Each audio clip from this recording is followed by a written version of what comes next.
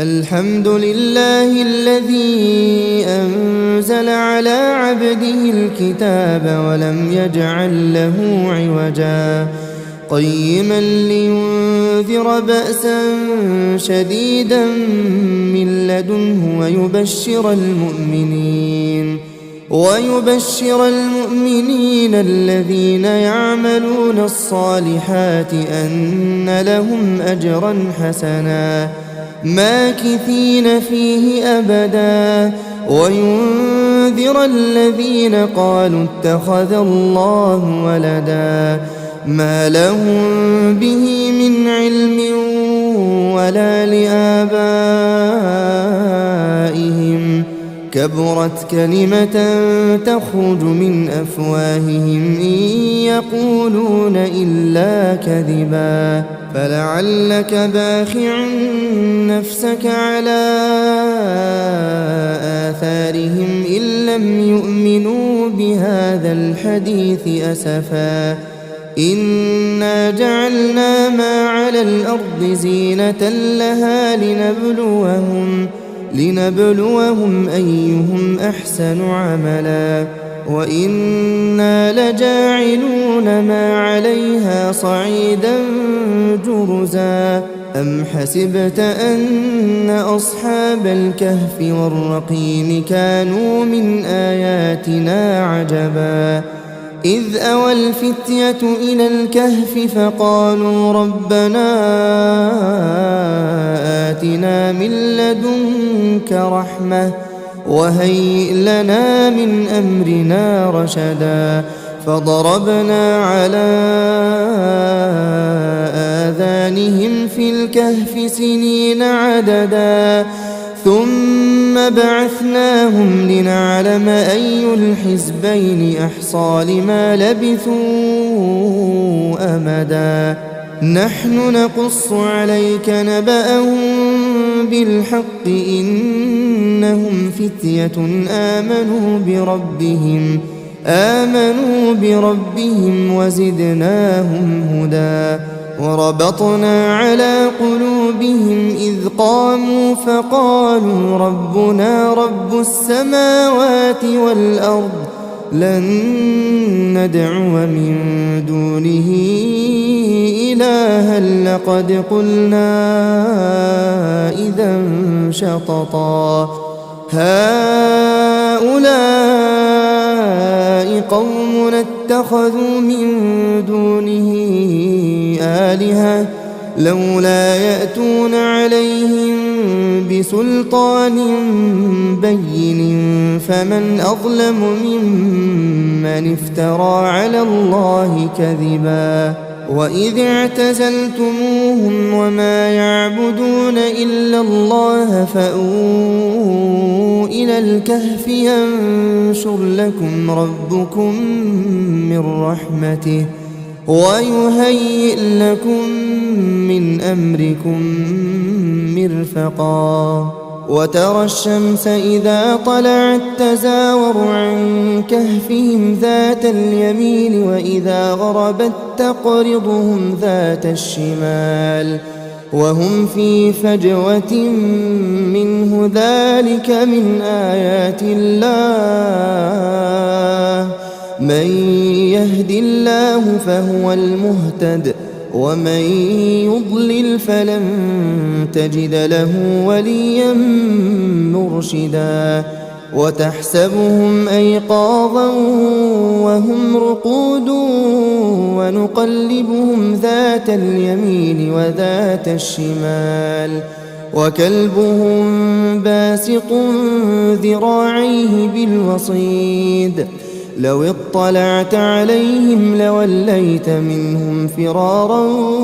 ولملئت منهم رعبا وكذلك بعثناهم ليتساءلوا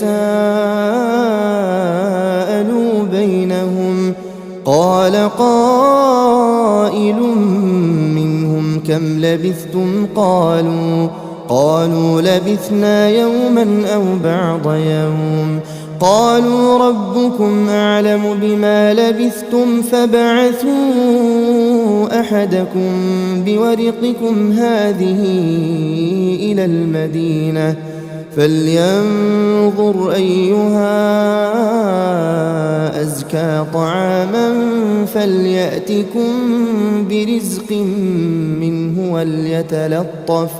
وليتلطف ولا يشعرن بكم أحدا إنهم إن يظهروا عليكم يرجموكم أو يعيدوكم في ملتهم ولن تفلحوا إذا أبدا وكذلك أعثرنا عليهم ليعلموا أن وعد الله حق وأن الساعة لا ريب فيها إذ يتنازعون بينهم أمرهم فقالوا بنوا عليهم بنيانا ربهم أعلم بهم قال الذين غلبوا على أمرهم لنتخذن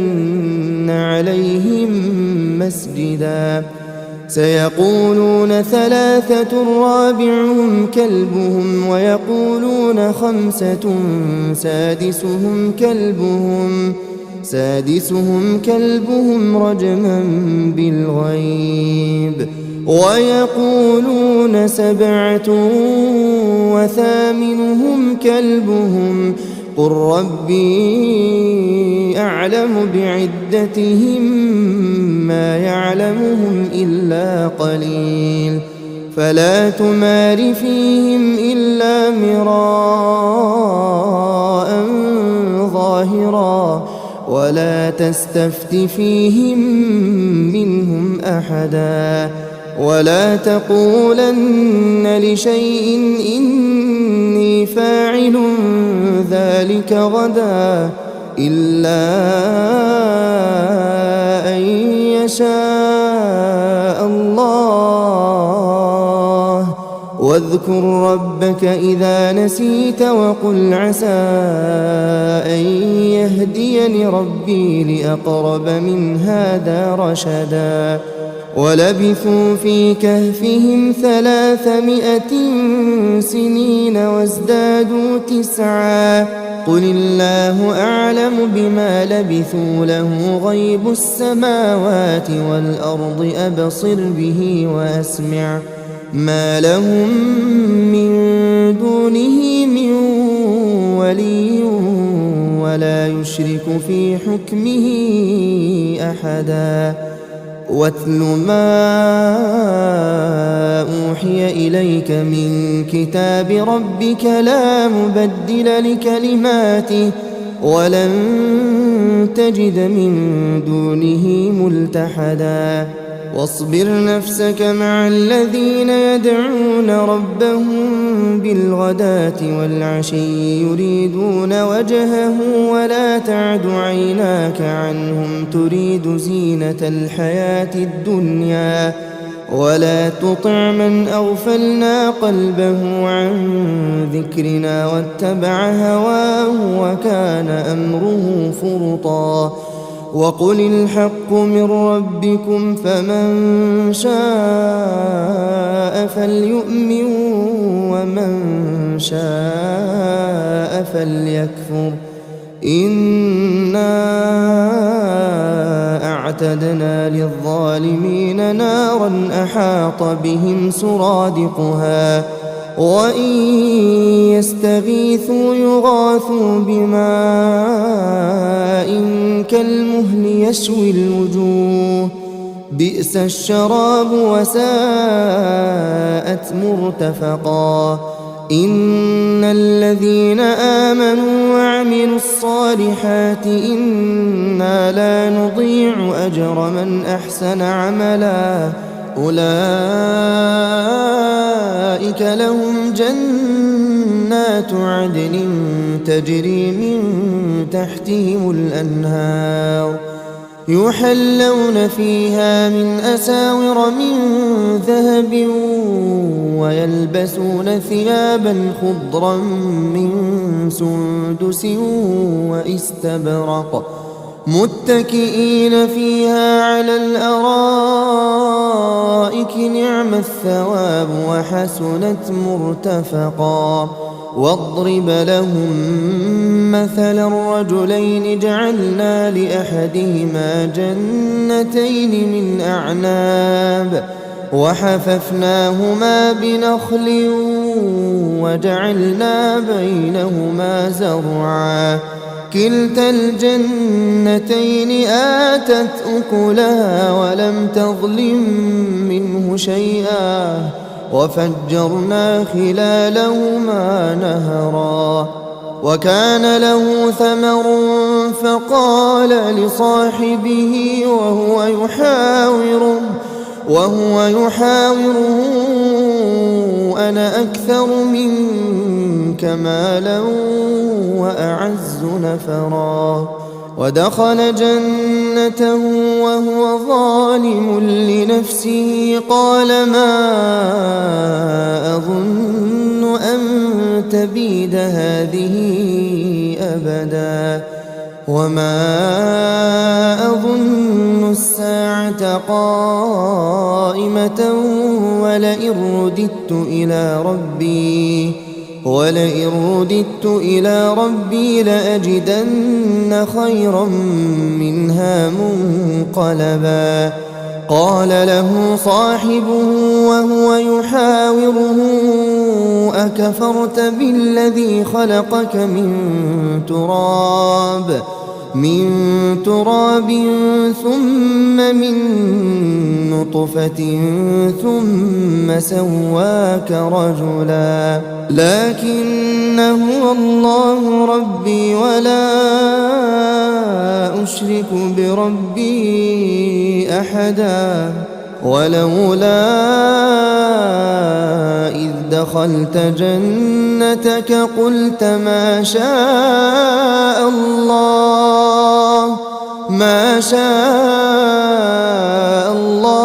لا قوة إلا بالله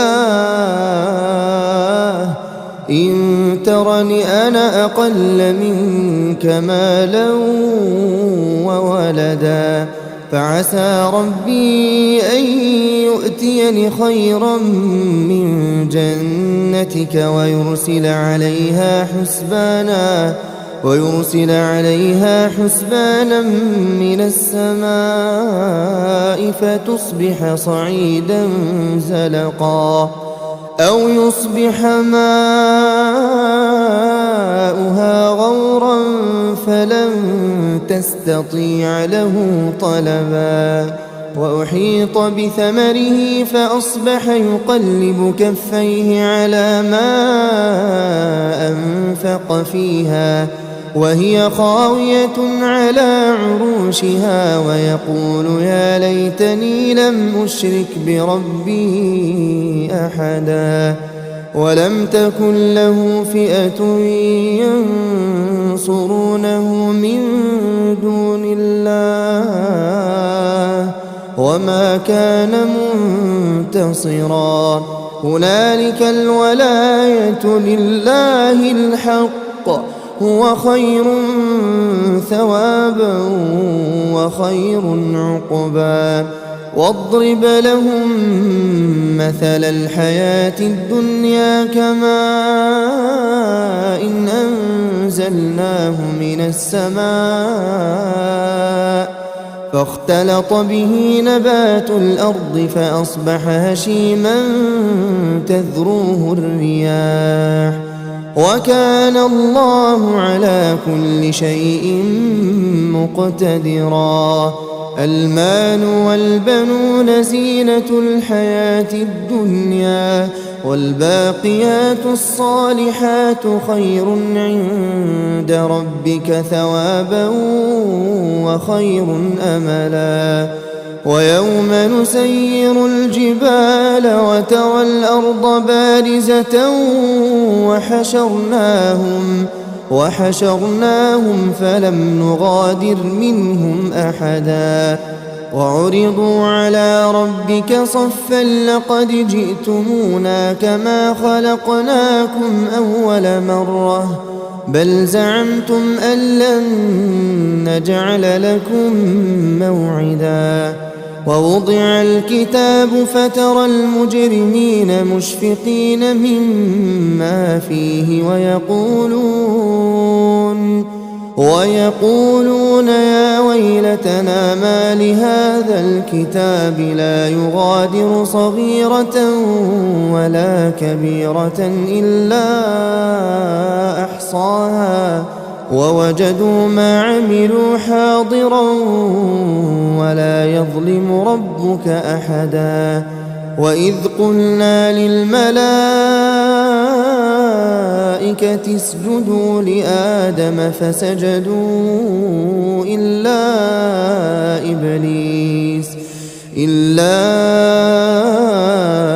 إبليس كان من الجن ففسق عن أمر ربه أفتتخذونه وذريته أولياء من دوني وهم لكم عدو بئس للظالمين بدلا ما أشهدتهم خلق السماوات والأرض ولا خلق أنفسهم وما كنت متخذ المضلين عضدا ويوم يقول نادوا شركائي الذين زعمتم فدعوهم فلم يستجيبوا لهم وجعلنا بينهم موبقا ورأى المجرمون النار فظنوا أنهم مواقعوها ولم يجدوا عنها مصرفا ولقد صرفنا في هذا القرآن للناس من كل مثل وكان الإنسان أكثر شيء جدلا وما منع الناس أن يؤمنوا إذ جاءهم الهدى ويستغفروا ربهم إلا أن تأتيهم سنة الأولين أو يأتيهم العذاب قبلا وما نرسل المرسلين إلا مبشرين ومنذرين ويجادل الذين كفروا بالباطل ليدحضوا به الحق واتخذوا آياتي وما أنذروا هزوا ومن أظلم ممن ذكر بآيات ربه فأعرض عنها ونسي ما قدمت يداه إنا جعلنا على قلوبهم أكنة أن يفقهوه وفي آذانهم وقرا وإن تدعهم إلى الهدى فلن يهتدوا إذا أبدا وربك الغفور ذو الرحمة لو يؤاخذهم بما كسبوا لعجل لهم العذاب بل لهم موعد لن يجدوا من دونه موئلا وتلك القرى أهلكناهم لما ظلموا وجعلنا لمهلكهم موعدا وإذ قال موسى لفتاه لا أبرح حتى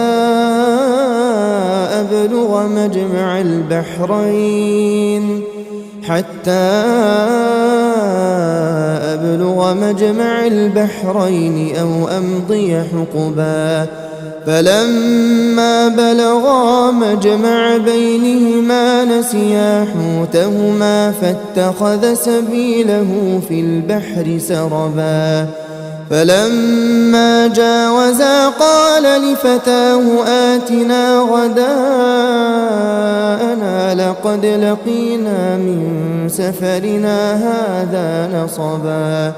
قال أرأيت إذ أوينا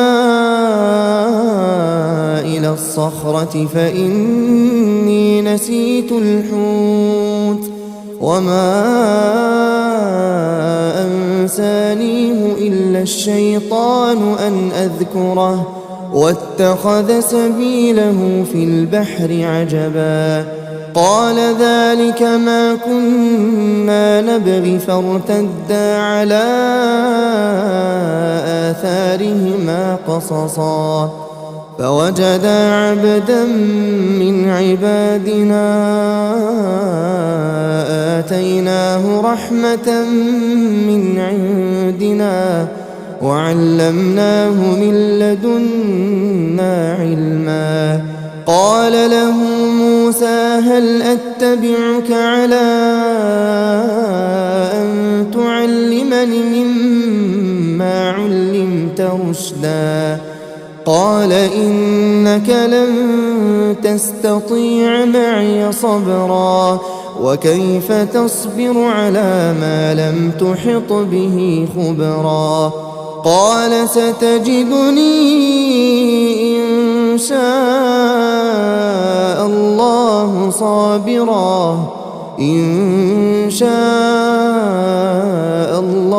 صابرا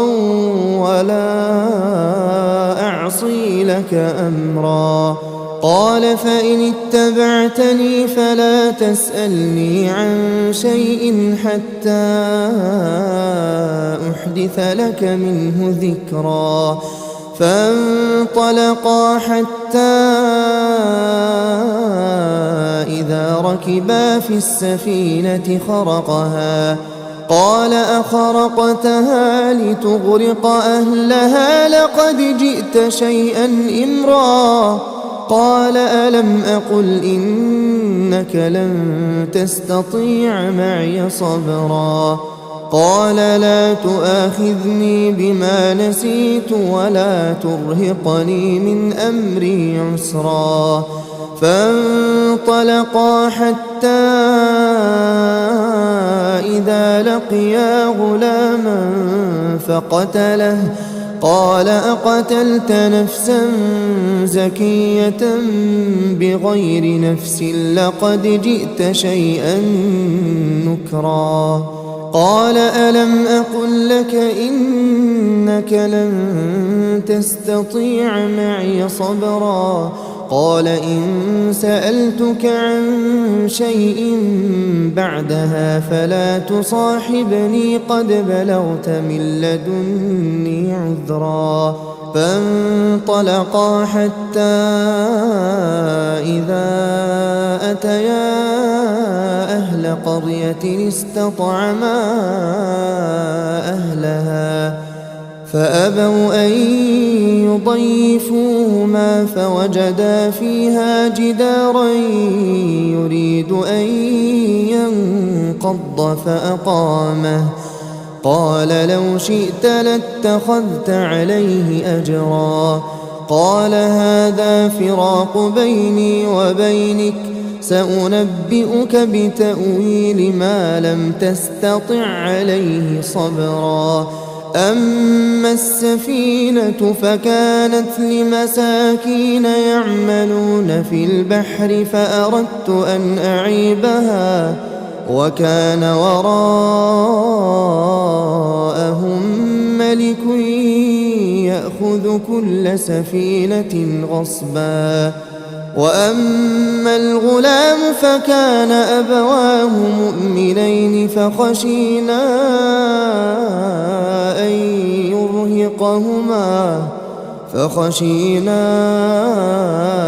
أن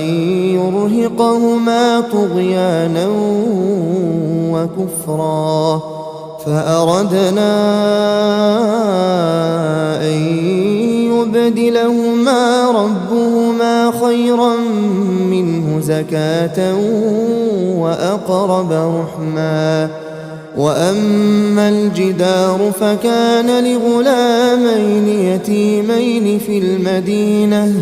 وكان تحته كنز لهما وكان أبوهما صالحا فأراد ربك أن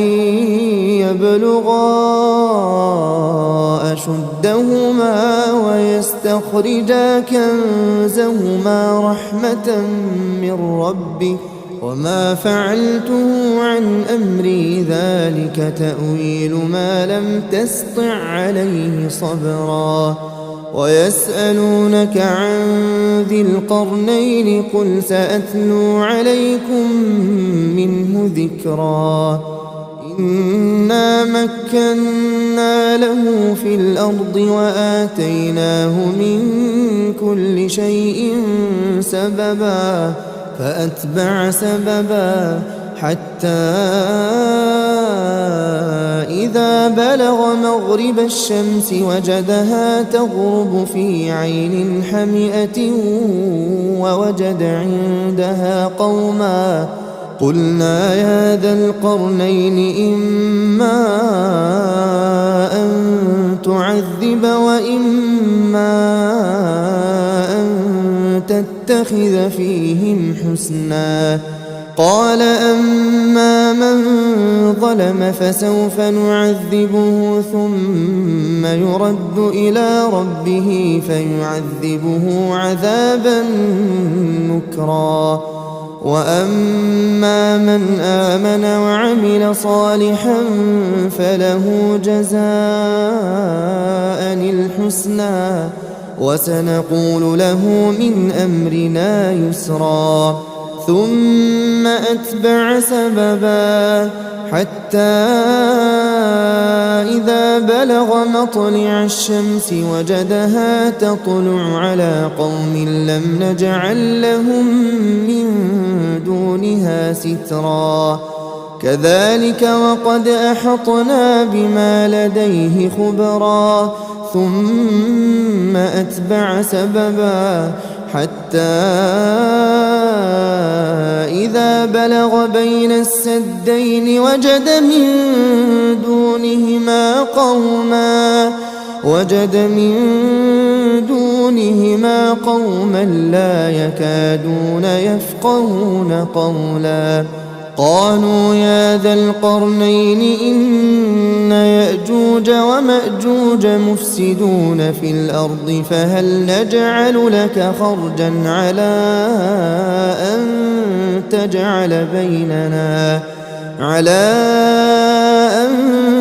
تجعل بيننا وبينهم سدا قال ما مكني فيه ربي خير فأعينوني بقوة أجعل بينكم وبينهم ردما آتوني زبر الحديد حتى إذا ساوى بين الصدفين قال انفخوا حتى إذا جعله نارا قال آتوني أفرغ عليه قطرا فما استطاعوا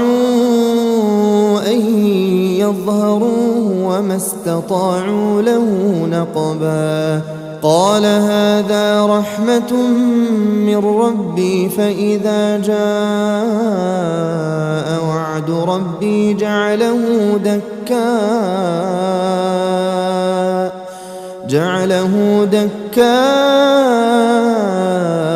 وكان وعد ربي حقا وتركنا بعضهم يومئذ يموج في بعض ونفخ في الصور فجمعناهم جمعا وعرضنا جهنم يومئذ للكافرين عرضا الذين كانت أعينهم في غطاء عن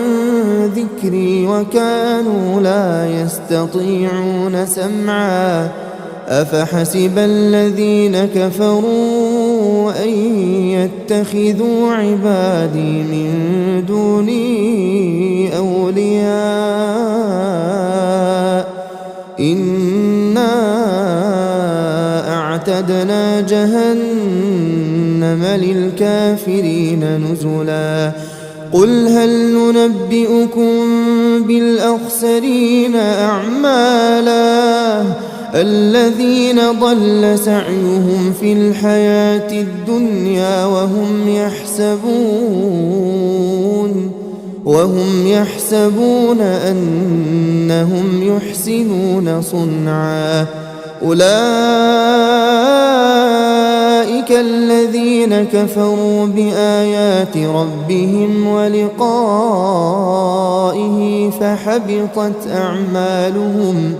فحبطت أعمالهم فلا نقيم لهم يوم القيامة وزنا ذلك جزاؤهم جهنم بما كفروا واتخذوا آياتي ورسلي هزوا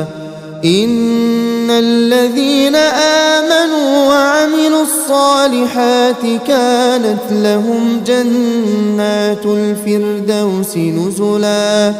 خالدين فيها لا يبغون عنها حولا قل لو كان البحر مدادا لكلمات ربي لنفد البحر قبل أن تنفد كلمات ربي ولو جئنا بمثله مددا قل إنما أنا بشر مثلكم يوحى إلي أنما إلهكم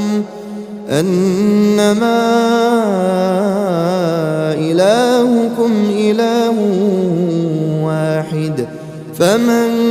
كان يرجو لقاء ربه فليعمل عملا